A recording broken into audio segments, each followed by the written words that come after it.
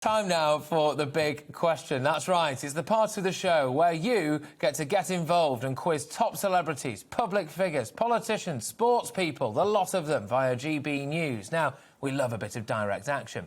Tonight, we're joined by a very prominent MP. He's been in the House of Commons for nearly 30 years as the MP for Cirencester and Tewkesbury and the Cotswolds. He served as Shadow International Development Secretary between 2007 and 2010 and was knighted for political and public service in 2018. He's been at the forefront of politics and continues to in his many roles as an MP. He takes a very strong interest in the UK's relationship with China, which we will be getting stuck into, and is chair of the Conservative Friends of the Chines. He's currently the treasurer of the 1922 Committee of Conservative Backbenchers as well, and I'm delighted to say that Sir Geoffrey Clifton-Brown joins me for tonight's big question. Sir Geoffrey, good evening. How are you? Good evening, Patrick. Very good to see you again. You're looking in fine fettle. What's the portrait behind of you there? Is there anything in particular? Yeah, it's one of my dogs. Sadly, no longer alive, but we bred him. And he was a great family pet. You know, when the children were young, he was fantastic. Well, I'm going to stop asking about things like that because yesterday Anne Widdecombe had to reveal that a cat had died and now you've had to reveal that your dog's passed away. So we're just going to leave it. No more animal questions here at all. But, look, I would like to start with you by one of the things that's going to be our big issue, which is about GPs getting back to work and the government supposedly going to have to keep up with £7 billion worth of funding for the NHS on top of course, whatever the teachers want. Have we got the money for this? Money is going to be a problem because we have spent over 300 billion on the COVID pandemic.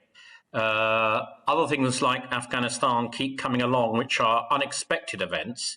So I think Rishi Sunak is going to have a real problem with money. Having said that, my wife was recently involved in quite a serious thing with the NHS. She dislocated her hip, having had it replaced. And it's quite clear that the NHS is under huge pressure from the backlog. And I think we will have to find the money to try and reduce this backlog. Otherwise, the NHS simply isn't going to be able to provide a reasonable service. No, I think most people would agree with that. They're saying they need more money in order to provide that service, but they also told us to lock down, which is kind of one of the reasons why we're in this mess as well, isn't it? Well, they were very cautious. I mean, we used to have weekly briefings on our local hospital situation, and they had to be, at the height of the pandemic, very cautious. They were only using about a third of the beds because of social distancing and the need to clean and so on. I think they are getting back to nearer normal now, but it still means that people have missed out on serious treatment for cancer, heart problems, strokes, other really serious conditions, which means that people presenting to hospital now, some of them are more seriously ill than they would have otherwise been, which means that they need more intensive treatment, which is obviously more time-consuming and more expensive. So catching up on this backlog is going to be a real problem. Well, you're obviously treasurer of the 1922 Committee, a committee of Conservative backbenchers. I spoke to someone who will remain nameless for obvious reasons at the moment, but I'm sure it's someone that you know rather well, who insinuates to me that Michael Gove might be on serious manoeuvres and not the kind of ones that we've seen in an Aberdeen-based nightclub. No, I've heard that potentially old Gove would like the top job, and the only way he would get it is if he's the only candidate, because not enough Tory MPs would vote for him unless that was the case. Is there any truth to that, Sir Geoffrey? Well, there's absolutely no vacancy at the moment at all. When the time comes, when Boris Johnson decides that he wishes to retire, then I'm sure everybody will line up, and maybe some of the people we'd not even thought of yet by then will be much more prominent. If, God forbid, anything happened in the near future, I'm sure that Michael, who was a candidate before, will be a candidate this time, just as no doubt Rishi will be, no doubt Dominic Raab, no doubt Priti Patel. They'll all be lining up for it. But as I say, I repeat, with all the best intelligence I've got in the world, I'm not hearing any rumours at all that there is any sort of signs of a vacancy emerging in the near future. Well, there you go. That's interesting to note, at least, isn't it? So you mentioned the name Dominic Raab there. Now, most of... well, actually, the tide has shifted. It was about 50-50 for Raab, and now, basically, it's 60-40 in terms of Dominic Raab shouldn't go. Apparently, it's only left-wing Remainiacs that want him out of there. We're getting a lot of this in now. GB Views at GB News. Thank you, everyone. Your view on whether or not Raab should shuffle off? Well, I think that it was clearly there was a failure of intelligence in Iraq, in Afghanistan. The whole thing collapsed much, much more quickly than anybody ever expected. And had it not collapsed quite so quickly, we no doubt could have had a much more orderly evacuation. As it happens, the Americans perhaps didn't liaise with us as quickly and as carefully as they might have done, and therefore we've had to do it in a rather haphazard way. And I'm sad that, there will be people left behind in Afghanistan that will now be in severe difficulties. So, yeah, it's easy to blame Dominic over all of this, but I think it actually has been a very difficult time and not helped by relations and close liaison with our closest ally, the United States. You mentioned there the United States being our closest ally. I'd quite like to talk to you about someone who I think isn't, and that is China. You have a particular interest in our relationship with China. Just for now, sticking with the Afghan issue, are we about to be confronted with a situation where China moves in as we move out and they get all the resources, do you think? I think that's entirely possible. They are, after all, a bordering state through that little panhandle bit, if you look at a map. I think there's no doubt about it that the Chinese have been talking to the Taliban, and I think they will talk to them and I've no doubt they'll try and help them in some way or another in return for mining some, as you say, some of these precious metals and anything else they can get out of Afghanistan. They will take advantage of the situation, I'm absolutely sure. OK, and sticking with China, they're not our friends, are they? In fact, I'm not sure they mean us that well at all. Is it about time we started being honest about that? Well, whether they're our friends or not, they are the largest population country in the world, about 1.4 billion. They will, within a matter of a few years, likely become the biggest economy in the world. On every front, they are the biggest country with the largest number of foreign students in this country, whatever you think about that. On every front, there are really big issues with China to discuss with them, whether it's education, whether it's exports, whether it's the climate change at COP26. They emit 20% of the world's emissions. Whatever happens, we need to talk to the Chinese, and therefore we need to be on good communications with them, whether we think they're our friends or not. Well, we do, but I have a concern. I'd quite like your view on it. Is that whether or not we've been taken for fools by the Chinese government for quite a long time now, and continue to be, with the infiltration of soft Chinese power, not just here, but is also not standing up for our own interests. Indeed, the interests of people around the world. I mean, it's all very well and good looking at an old colonial map of Africa and saying how bad we were. If you looked at it now, it'd just have the Chinese flag all over it, wouldn't it? Yes, and I think that China has been advancing. It does want to become the dominant superpower in the world in every respect, in terms of political influence, in terms of military influence. There's no doubt about it. China wants to become the unrivaled power in the world. And I think we've probably got to accept that. But in accepting it, we've got to deal with them in the most sensible way. And that does not mean giving away some of our precious intellectual property and that sort of thing, which is why I tried in the House of Commons the other day to stop one of our critical microchip companies being taken over by them. But I couldn't persuade the government to do that. OK, well, look, it is time now for me to put a couple of questions to you quickly from our public, and then I'm just going to throw over to a couple of members of our esteemed panel, if that's all right with you. So, Geoffrey, we've had Finlay. We've had Finlay on here. He says, do you regret never having held a cabinet position? Is that right? Your views? I think I would have liked to have held a cabinet position at some point. I have a very important job at the moment, which you haven't mentioned, is that I am Deputy Chairman of the Public Accounts Committee, which scrutinises every area of government expenditure. That has 2 public hearings with senior civil servants a week. That is a pretty big job on its own, and that's keeping me more than occupied at the moment. I imagine it is, and thank you very much for indeed doing that job, because that can't be easy, can it? No, it's not. And it does involve a huge amount of work, because if you're going to confront the most senior civil servants, you need to know that particular subject backwards. So we have a hearing on a Monday and another one on Thursday. So you've just got rid of one and you've got to be reading up and getting up to speed for the next one. So it is quite a big job. How do you do that then, physically? Because, do you have to just devote your entire waking life to it? Well, I think some of my constituents, I mean, I try to keep a reasonable profile up in the chamber as well, but I'm sure some of my constituents would say they don't see me in the chamber often enough, although I was speaking on Afghanistan. The reason is that I'm spending so many hours in committee doing this job. Well, there you go. It's fascinating stuff. Do you think Biden should resign? This is from Danny on Twitter.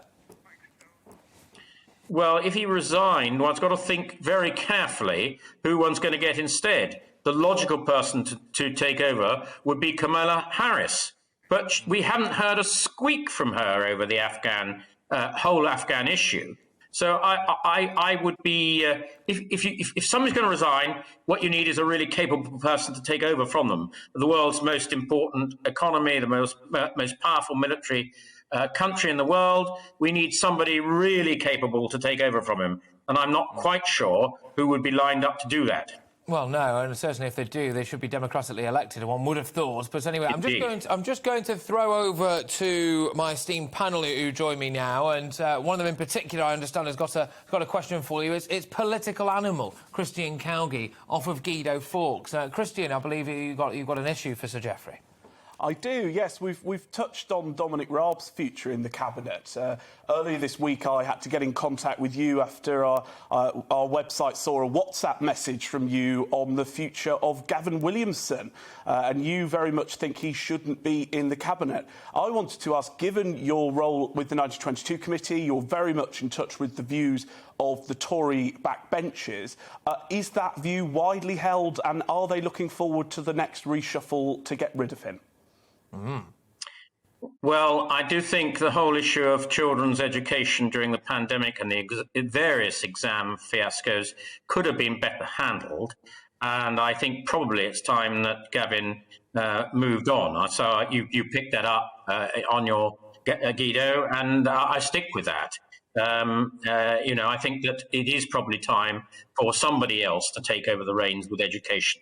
I think there is, for me, as a political issue, there is nothing more important than trying to catch up our children's lost education. And to my mind, it needs somebody now to get a firm grip of that ministry, work out how our schools are going to do that. Hopefully they've managed to catch up a bit during these summer holidays, but above all, set a proper exam system so that they can get their not inflated grades next year, their realistic grades, and so that our universities, our employers and everybody else can see how well our children, our pupils are really learning. You got a follow-up, Christian? Well, going back to the point about the wider feeling within the Conservative Party, what would you say his popularity levels are like with some of your colleagues at the moment?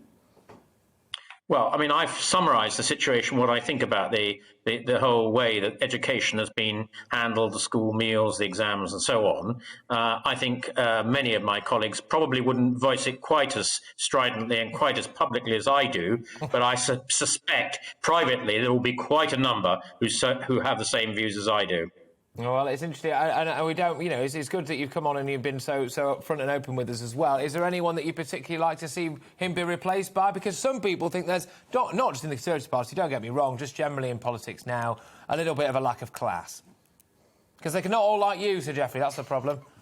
Well, I don't know about lack of class, how much class comes into it. But what we have got in the Conservative Party is roughly since about 2015, and that's only, in the last 5 years, about half the party's MPs are now new, so they're younger.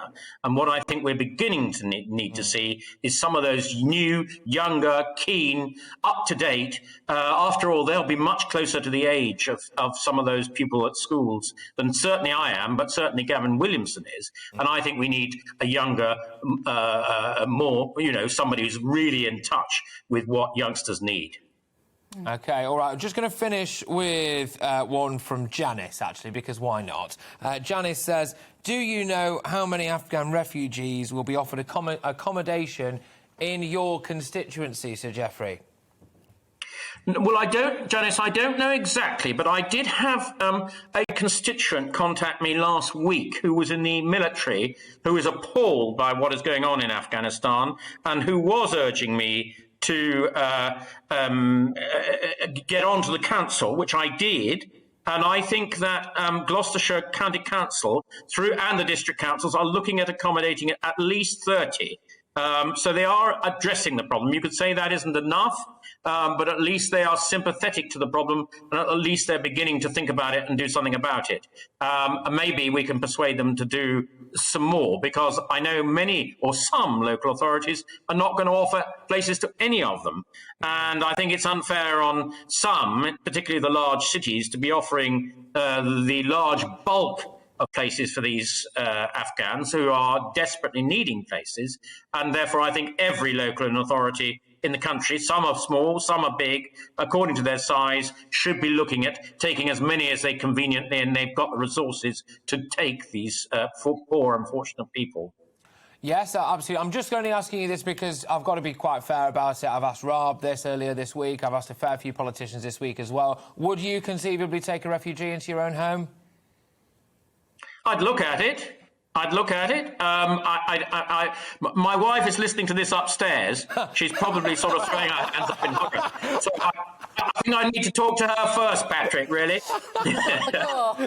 That's a fantastic answer. I've got to be honest with you for that question. Yeah, OK. I imagine I can hear the footsteps coming down the stairs now, actually. Turning the computer off in case I say anything else. Oh, Geoffrey's Wi-Fi's gone. What's happened to Geoffrey's Wi-Fi?